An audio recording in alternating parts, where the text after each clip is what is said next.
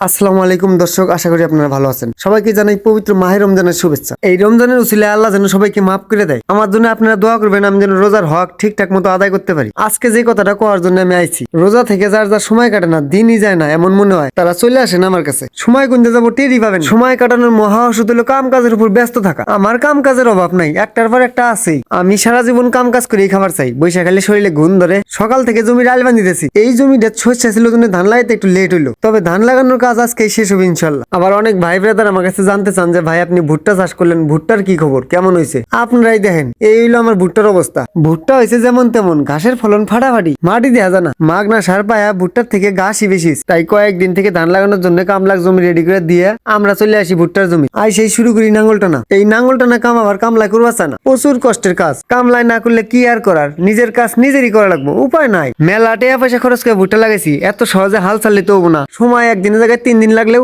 নিজের কাম নিজেই শেষ করবো ইনশাল্লাহ। আমরা এই সিস্টেমে গত 3 বছর থেকে নাঙ্গল দিয়ে কেল তুলে দিই। তার আগে আলুর জমির সিস্টেমে কোদাল দিয়ে কেল তুলে দিছি, সময়ও বেশি গেছে, কামলা খরচও বেশি গেছে। আর এখন এই নাঙ্গল দিয়ে কেল তোলার পদ্ধতি অবলম্বন করিয়া আঙ্গুর মেলা লাভ হয়েছে। অল্প সময় অনেক দূর জায়গা কেল দেওয়া যায়। সময় বাঁচলে টেহা বাঁচবো, টেহা বাঁচলে বড় লোক যাবো। বোঝেন না এই ব্যাপারটা? বড় লোক হওয়ার দান্দা তো সবারই আছে, আমার না থাকলে হয়। আমিও একদিন বড় লোক হবো ইনশাল্লাহ, তবে বেশি বড় লোক হওয়ার দান্দা নাই। আল্লাহ জানি কোন রকম ভাবে চালায়। কাজ করতে করতে আসরে আজান দিয়ে দিছে, নামাজের সময় হয়েছে। তাই আমার আব্বা ভুট্টার জমিতে নামাজ পড়তেছে। ধানের জমিতে আল দিতে আমার পোশাক নষ্ট হয়ে গেছে, জন্য নামাজ পড়া হলো না। ভুট্টার জমিতে কিছু কিছু জায়গায় এই পোকাগুলা এমন ধরছে, যেটা গাছে ধরছে একবারে খায়া শেষ করছে। তাই আমি খুঁজা ওষুধপাতি ছাড়াই হালকা প্রাথমিক চিকিৎসা দিয়ে ভালো করতেছি। শালার পোকা মনে হয় সরকারি মাল পাইছে, এত কষ্টের ফসল খায়া নষ্ট করে। মনটায় কয় চপ বানাই। নামাজের বিরতির পরে আমরা কিন্তু আবার শুরু করে দিছি নাঙ্গল টানা। আজকের মতো করে আর 2 দিন যদি এইভাবে নাঙ্গল টানি, শেষ হয়ে যাবে ইনশাল্লাহ। আমরা এবার প্রায় 10 বিঘা জায়গা ভুট্টা চাষ করছি। 10 বিঘার মধ্যে সব থেকে খারাপ অবস্থা এই জমিটার। এই জমিটির মধ্যে অতিরিক্ত রস কমের কারণে বেশি ভালাই হয়নি। কিছু কিছু জায়গায় ভুট্টা জ্বালাই নেই, যেগুলা হয়েছে তা আবার আদামর অবস্থা। শ্যালো মেশিন রেডি, সার দিয়ে পানি দিলে কয়েকদিনের মধ্যে ঠিক হয়ে যাবে ইনশাল্লাহ। সারাদিন মেলা কামি তো করলাম, রোজার মাস, তাই আল্লাহ সকাল সকালই কাটা দোষী বাড়ির উদ্দেশ্যে।